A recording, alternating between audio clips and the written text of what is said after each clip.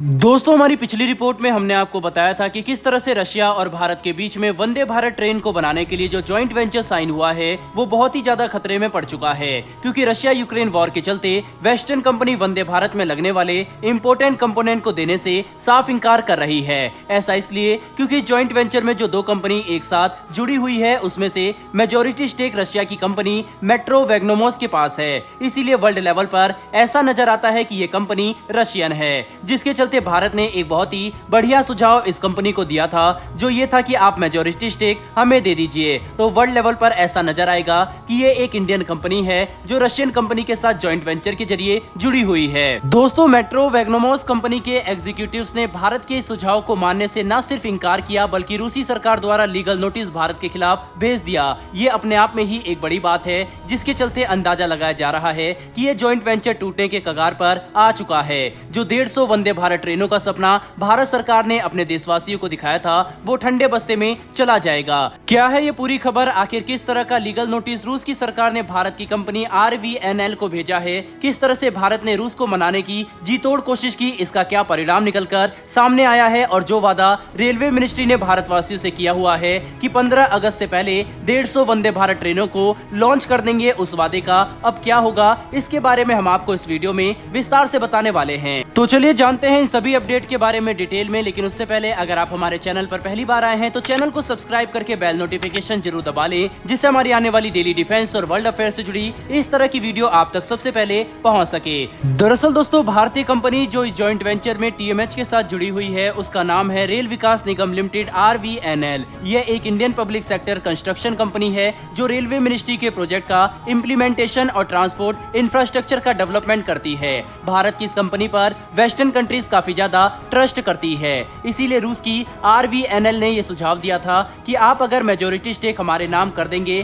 तो world level पर यह जॉइंट वेंचर एक इंडियन कंपनी की तरह नजर आएगा, और अगर हम अपनी तरफ से डिमांड रखेंगे तो हमें कोई भी मना नहीं करेगा। दोस्तों, इंडिया ने बकायदा एक स्पेशल लेटर भेजकर अपने सुझाव को फैक्चुअल बेसिस पर पेश किया था। उनका कहना था कि 69% के मेजॉरिटी स्टेक RVNL को ट्रांसफर कर दिए जाए और बाकी के 26% शेयर मेट्रो वैग्नोमोस के पास रहेगा और बचा हुआ 5% हमारे third partner locomotive electronic system के पास दे दिया जाए। तो ये परेशानी काफी आसानी से सुलझ सकती है। दोस्तों, अपने लेटर में हमने स्टेक होल्ड परसेंटेज के इस सुझाव को देने का जो रीजन बताया था वो ये था कि इस वक्त जिस तरह की जियोपॉलिटिकल सिचुएशन चल रही है उसे देखते हुए RVNL पब्लिक सेक्टर की एक ट्रस्टेबल यूनिट है, जिसका पब्लिक फाइनेंशियल इंस्टीट्यूशन के साथ काफी मजबूत संबंध है। इसीलिए आप हमारे इस सुझाव को अपना लीजिए। 25 अप्रैल को भारत ने ये लेटर रशिया को पहुंचाया था। इस लेटर में और भी कई बातें लिखी हुई थी। RVNL ने बताया है कि वो ऑलरेडी कीनेट रेलवे सोल्यूशन लिमिटेड नाम की फुली ऑन प्राइवेट कंपनी को हायर कर चुके हैं, जो इस जॉइंट वेंचर में एक SPV यानी कि स्पेशल पर्पस व्हीकल की तरह काम करेगी, जिसके साथ ministry of railway manufacturing cum maintenance agreement sign करने वाली है, जिसके जरिए इस प्रोजेक्ट को इम्प्लीमेंट किया जाएगा।